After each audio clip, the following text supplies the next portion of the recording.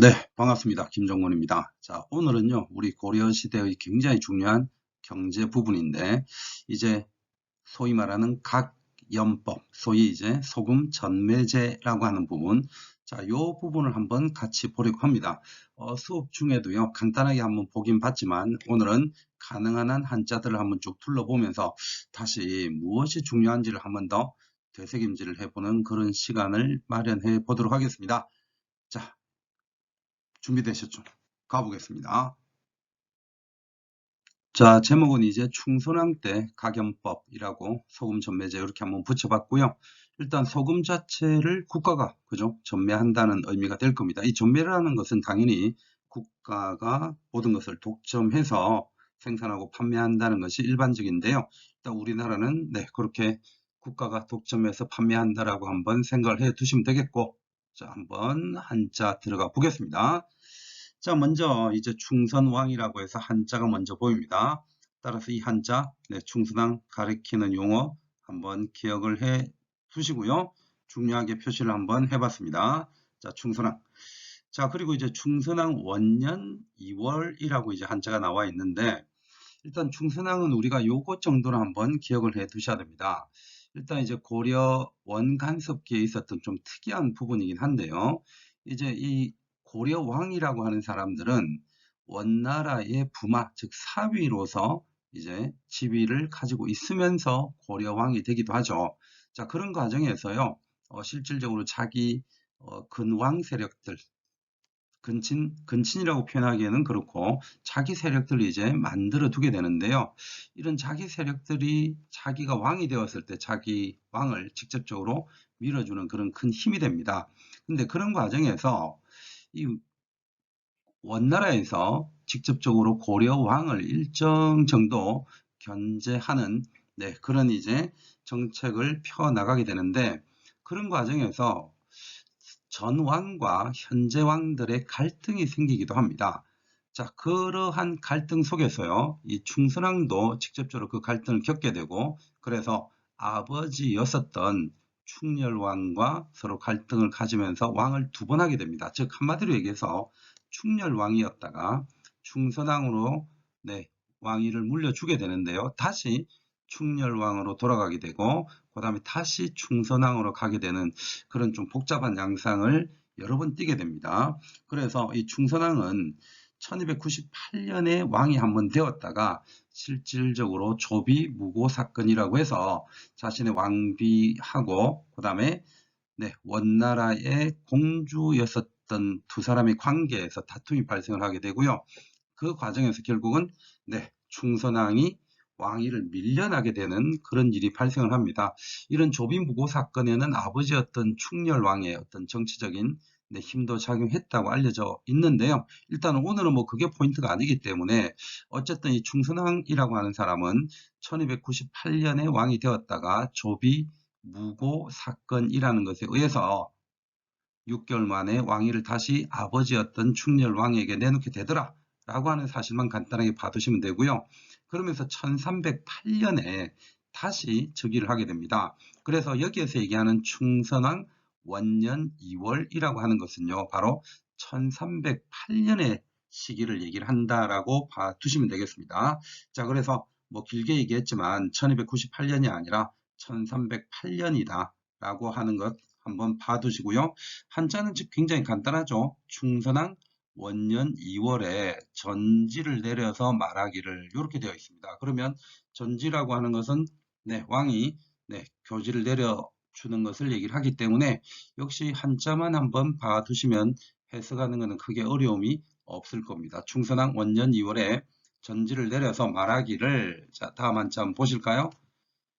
자, 옛날에는 하는 것이 이제 옛고자에 자자자를 썼는데요. 자, 이거는 뭐 그냥 해석은 크게 신경 쓸 필요는 없습니다. 옛날에는 이렇게 보시면 되고, 오늘 이 자리에서 가장 중요한 한자가 이제 여기에서 나오죠. 자, 바로 각염이라고 하는 건데요. 이제 이 자, 도고리 또는 이제 보통 이제 전매 또는 독점 아니면 뭐 외나무 다리 이렇게도 해석이 되긴 되는데요. 우리가 뭐 외나무 다리에서 원수 만난다 하는 그게 아니라면 이 각이라고 하는 글자는 그냥 보통은 전매로 해석을 하시면 됩니다. 그래서 요게 이제 가겸지법이죠. 그래서 제가 제목을 충서당의 가겸법이라고 달아놨는데요. 이 가겸의 한자라고 보시면 됩니다. 이 한자는 잘 기억을 해 두셔야 됩니다.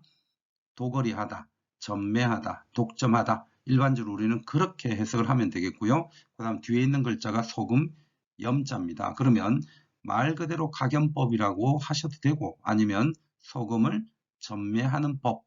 자, 그렇게 해석을 하면 되겠죠. 자, 그러면 이제 뒤에 있는 글자는요. 뭐뭐 하는 바이다라고 보시면 되겠고 그 다음에 준비할 빗자에다가 그 다음에 나라의 살림살이 할 용, 뭐 활용하다 보통 이제 그렇게 될 수밖에 없는데 그냥 여기에서는 그렇게 하면 괜히 뜻이 복잡해지니까 그냥 국용이라고 그대로 해석을 하면 될 겁니다. 자, 그러면 이제 충선왕 원년 2년에 전지를 내려서 말하기를 자, 이제 충선왕이 말하는 것이겠죠. 자, 옛날에는 가겸지법이라고 하는 것이 국용을 대비하기 위한 바였다. 자, 그렇게 해석을 한번 해볼 수가 있겠습니다. 자, 어려운 부분 없죠?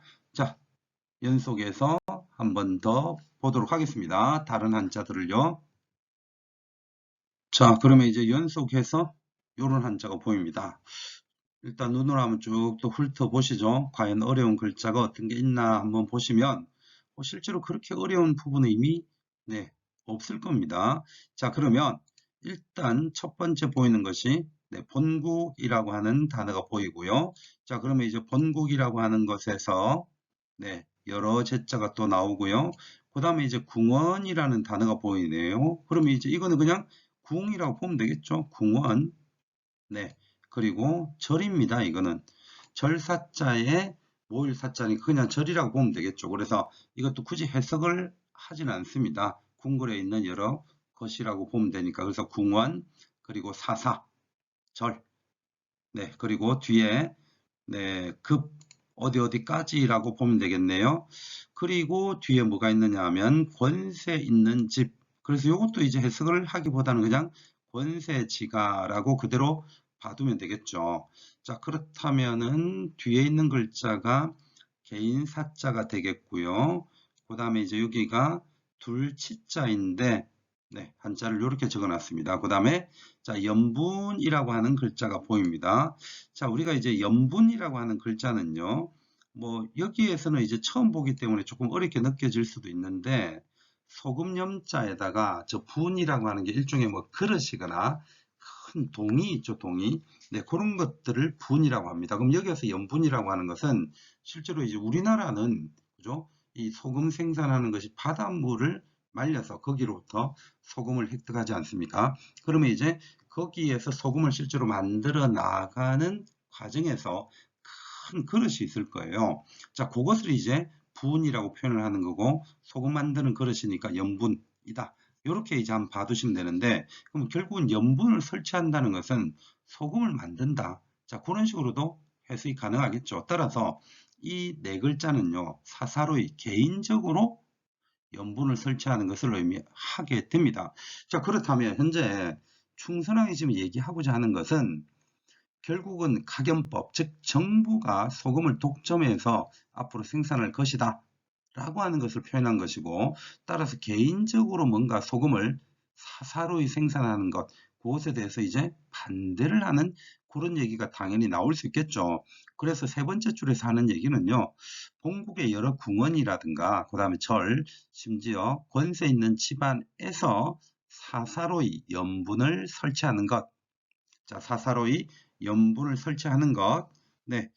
그래서 뒤에 문장을 보시면 아랫줄이 되겠죠. 자, 사사로이 염분을 설치해서 염분을 설치를 해서 그 이익을 자, 요것도 소위 말해서 전매할 때 전자니까 독점하는 걸 의미하겠죠. 그래서 사사로이 염분을 설치를 해서 그 이익을 독점하는 것. 자, 그렇게 이제 문장이 한번 될 겁니다. 자, 그렇게 독점할 경우에 아까 앞에서도 한번 나왔지만 자, 국용이라고 하는 것은 그래도 그대로 그냥 두시면 되겠죠. 국용이 그 다음에 여기에서 어찌 하자입니다. 어찌 하자에 그 다음에 말미암을 유자고요. 가능할 가자고. 자, 그 다음에 이제 독특한 글자가 나오는데, 자, 요 글자도 한번 잘 봐두세요. 자, 이게 이제 어떤 도금을 가지고 있느냐 하면, 요게 이제, 네, 넉넉하게 하다, 넉넉하게 하다. 자, 그런 의미가 되면서 섬이라는 도금을 가지고 있습니다. 섬, 넉넉하게 할 섬인데요. 우리가 이제 고려 시대에 이 섬자가 들어가는 또 한자 어떤 것이 있습니다. 그게 뭐냐 하면 소위 말해서 정부에서 국학을 실질적으로 진흥시키기 위해서 일종의 뭐 기금, 장학금을 만들게 되죠. 근데 그 장학금이라고 하는 것이 실제로 양현고라고 하는 것이 만들어졌다가 나중에 이 양현고가 서막전으로 바뀌게 되죠. 그래서 그 서막전이라고 하는 것이 바로 이 한자를 씁니다. 그래서 여기에서 섬자라고 하는 것은 학을 넉넉하게 하다, 그런 밭이다라고 볼 수도 있겠지만, 또 어떻게 보면은 이게 섬자가 넉넉하게 하다라는 글자일 뿐만 아니라 뭔가를 구제하거나 무언가를 돕거나, 자, 그런 의미로도 쓰입니다. 어떻게 되든 말은 되죠. 학문을 도와주는 밭, 이렇게도 될 것이고, 학문을 하는 데 있어서 경제적으로 넉넉하게 해주는 밭, 자, 그렇게도 의미 파악은 될 겁니다. 자, 그래서 그 서막전에도 바로 이 글자를 쓰고 있다는 걸 한번 봐두시면 되겠고요. 서막전은 충렬왕 때 만들죠. 자, 그래서 이제 이 서막전과 관련된 부분 한번, 네, 봐두시면은 제가 볼 때는 한자 공부도 할 겸, 네, 그 다음에 어떤 고려 시대의 지식도 알 수 있는 거, 네, 그런 점에서 도움이 될 수 있다고 봅니다.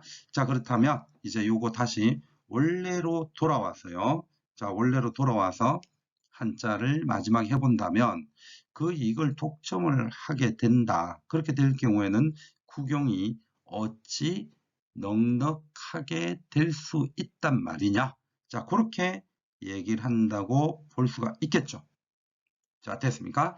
자, 그러면 다시 한번 더 조금 깔끔하게 지워가면서 한번 해석을 해보도록 하겠습니다. 자, 첫 번째 줄부터 쭉 또 눈으로 보시면서 한번 해석을 해볼까요? 자, 첫 번째 줄부터요. 자, 충선왕 원년 1308년이라고 보시면 되겠고요. 네, 1308년 2월 전지를 내려서 말하기를 옛부터 가겸, 소금 전매를 하는 법은 바로 국용을 준비하기 위한 바였다. 그래서 본국에 여러 궁원과 그리고 절들 사사로부터 해서 권세가 있는 집안에 이르기까지 사사롭게 염분을 설치를 해서, 그리고 그 이익을 전 독점해서 가져간다면 국용이 어찌 넉넉하게 되겠는가 말이다. 자, 그렇게 얘기를 하고 있습니다. 그럼 결론은 조금 뻔하다는 생각이 들죠. 사사롭게 하지 마라. 앞으로는 정부에서만 모든 소금을 바로 독점해서 팔 것이다. 자, 그런 얘기를 하고 싶어 한다고 보시면 됩니다. 뒤에 한자 한 번 더 보겠습니다. 자, 이어서 한자를 본다면 제가 중간에 조금 여러 기구들 그냥 생략시켜 버렸는데요. 일단 뭐 해석을 하는 데는 전혀 상관이 없기 때문에 중간에 여러 기구들은 이렇게 땡땡땡해서 좀 생략을 해버렸고, 제일 앞에 두 글자는 남겨뒀습니다. 그 이유는 뭐냐 하면, 자, 지금이라는 금자고요. 그 다음 보통 이제 이게 장군이거나, 제가 어디선가 한번 한 것 같은데요. 장군 혹은 장차, 그래서 그렇게 한 두 가지 정도의 의미로 보통 사용이 돼요.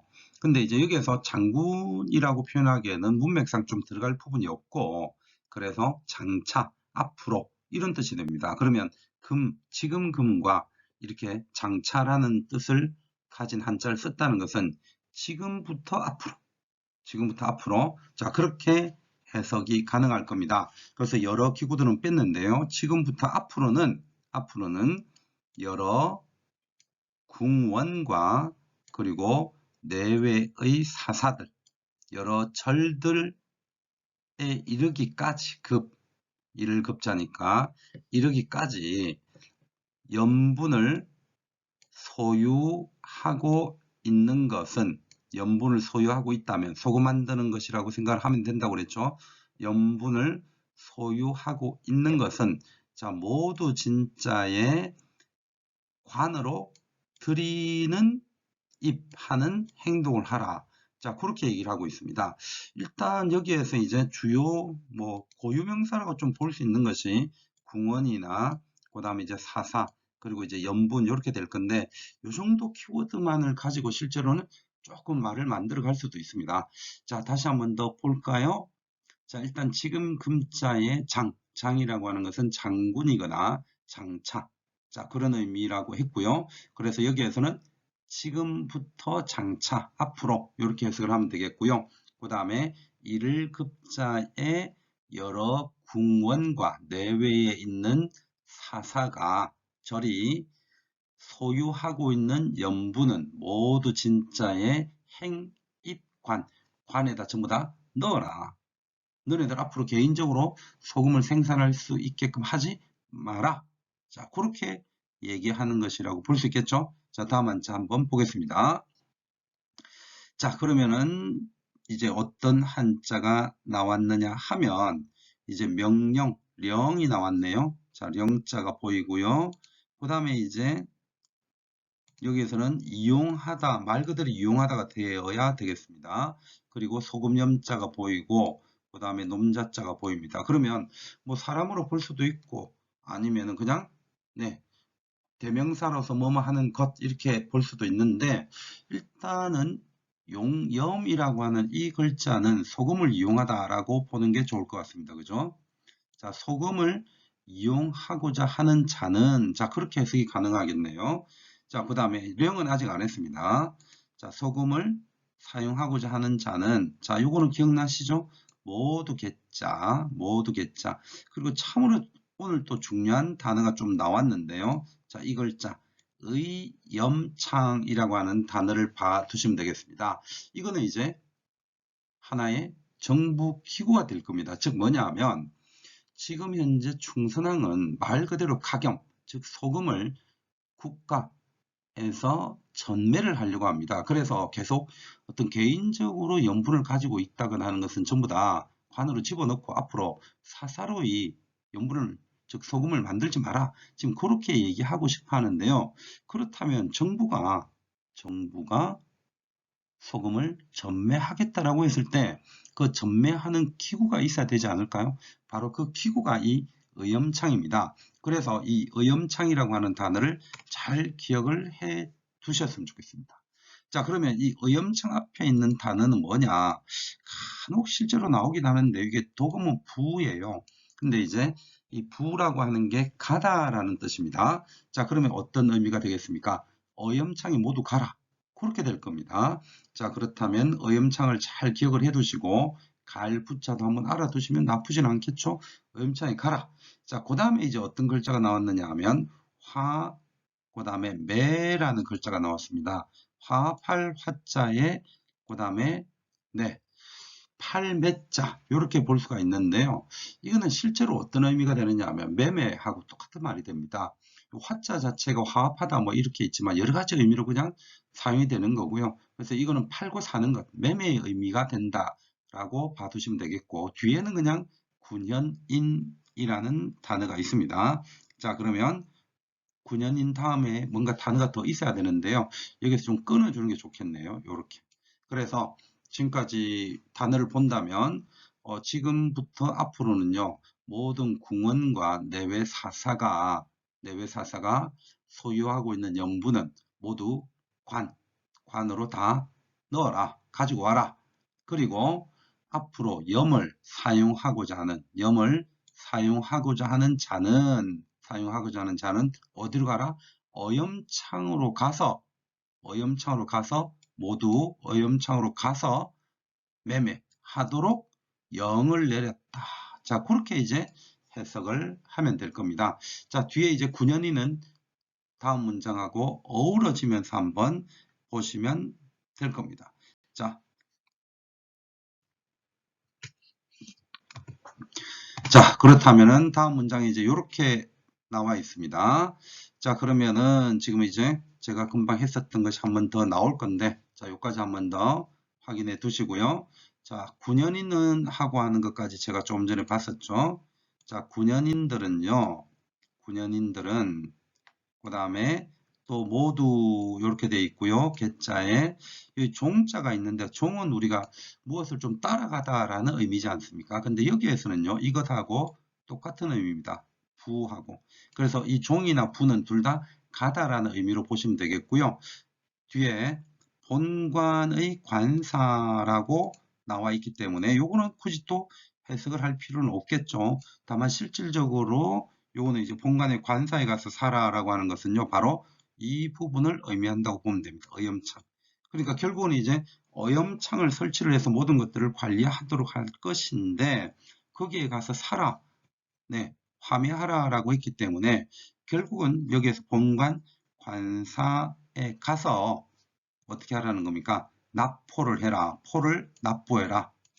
자, 납포. 그리고 받아라. 무엇을? 소금을. 자, 그러면 해석은 그렇게 어렵지 않죠. 다시 제가 쭉 계속해 볼게요. 이 한자를 계속, 네, 어려우신 분들한테는 반복을 계속 하는 수밖에 없습니다. 어느 정도 한자가 자신이 있고 익숙하신 분들은 제가 뭐 한 말 또 하고 한 말 또 하면 굉장히 지겨우실 수도 있는데 뭐 그런 분이 이걸 본다고 저는 생각지는 않습니다. 자, 그렇다면 지금 장차 모든 궁원과 내외 절들이 소유하고 있는 염분들은 모두 관에다 드리거라. 그리고 내가 명령을 내리노니 염을 사용하고자 하는 자들은 어디에 가라?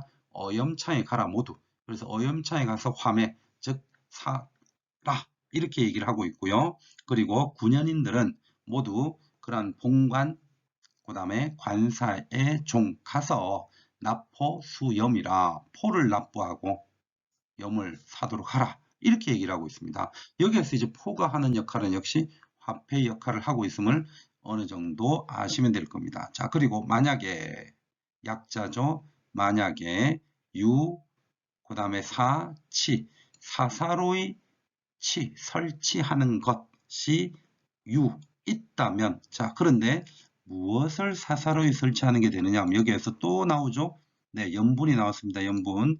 이제 이것이 계속 이제 몇 번 나오고 있는데요. 결국은 염분이라고 하는 것은 소금을 만드는 어떤 그릇이니까 계속 그걸 염두를 하면서 읽으면 되겠죠. 자, 그러면 이 6글자는요. 만약 사사롭게 염분을 설치하는 경우가 있다면, 자, 있다면, 그리고 급, 자, 급, 그리고 똑같네요. 구조가 사사로이 서로 무역하는 자가 있다면 이렇게 될 겁니다. 그럼 여기에서 무역이라고 하는 것은 뭐 국제 간에 활용이 되는 그런 무역이라기보다는 뭔가 사고 파는 행위를 역시 얘기한다고 보시면 되겠죠. 자, 그래서 사사로이 염분을 설치를 하고 그 다음에 매매를 하는 자가 있다면 물론 여기에서 매매는 당연히 소금이 되겠죠. 자, 매매를 하는 자가 있다면 엄할 엄자에 행할 행자가 있고 다스릴 지자가 있고 죄제자가 있습니다. 그러면 엄하게 그 죄를 다스릴 것이다. 아니면 다스리도록 하라. 라고 명령을 내렸다라고 보시면 될 겁니다. 자, 제가 조금 문장을 읽는 편으로 한꺼번에 갔는데요.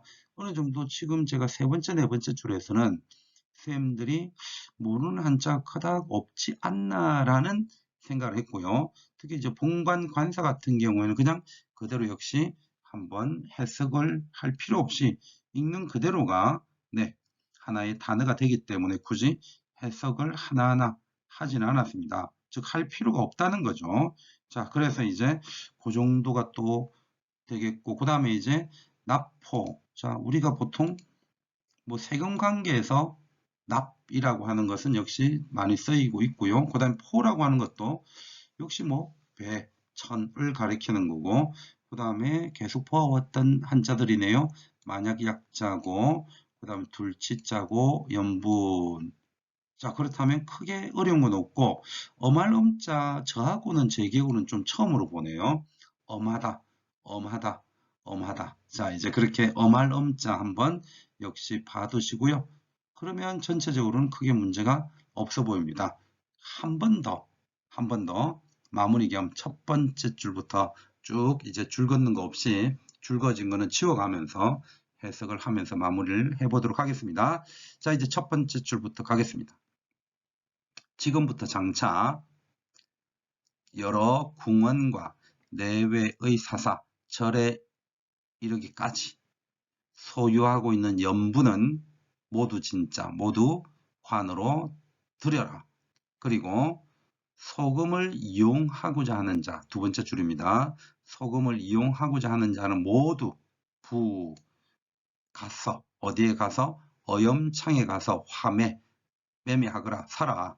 그리고 군연인들은 모두 본관 관사에 가서, 저는 이제 이걸 어염창으로 볼 수 있다고 했습니다.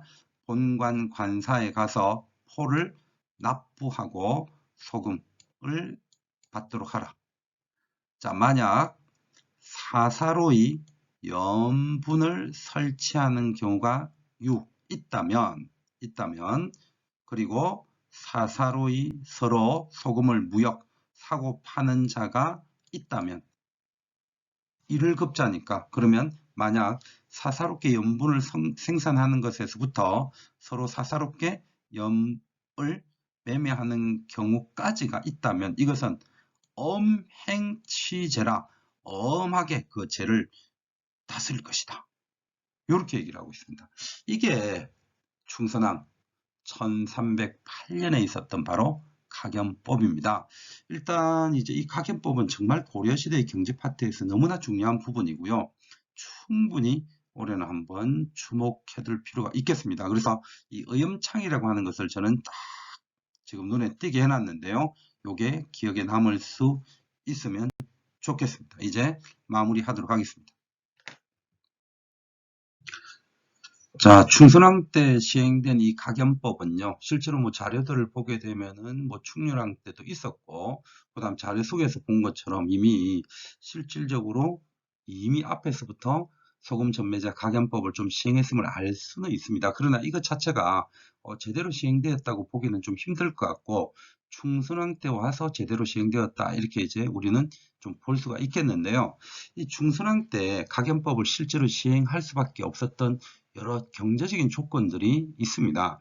예를 들어서 가장 근본적으로 아주 뭐라고 할까, 추상적으로 표현을 한다면 돈이 그만큼 필요했다는 거죠. 돈이 필요했기 때문에 국가에서 소금 전매제를 시행했던 것이고, 그렇다면 왜 이제 그 돈이 많이 필요했느냐, 국가에서 이제 그런 얘기들을 실제로 물어볼 수가 있는데요. 그럴 경우에는 일단은 대몽항쟁을 거치면서 실질적으로 국가 재정이 많이 나갔고, 그 다음에 이제 대몽항쟁에서 우리는 결국 원나라에게 지게 되지 않습니까? 그래서 이제 원간습기로 들어가게 되는데, 이 원간습기로 접어들고 나서 곧바로 실질적으로 대외에 전쟁을 하러 나가게 되죠. 바로 그게 이제 일본을 정벌하러 가게 되는 건데요. 소위 말해서 고려와 원나라, 여몽연합군이 일본을 공격하러 가게 됩니다. 이것을 이제 1차, 2차에 걸쳐서 가게 되지만 실제로 이건 실패를 하죠.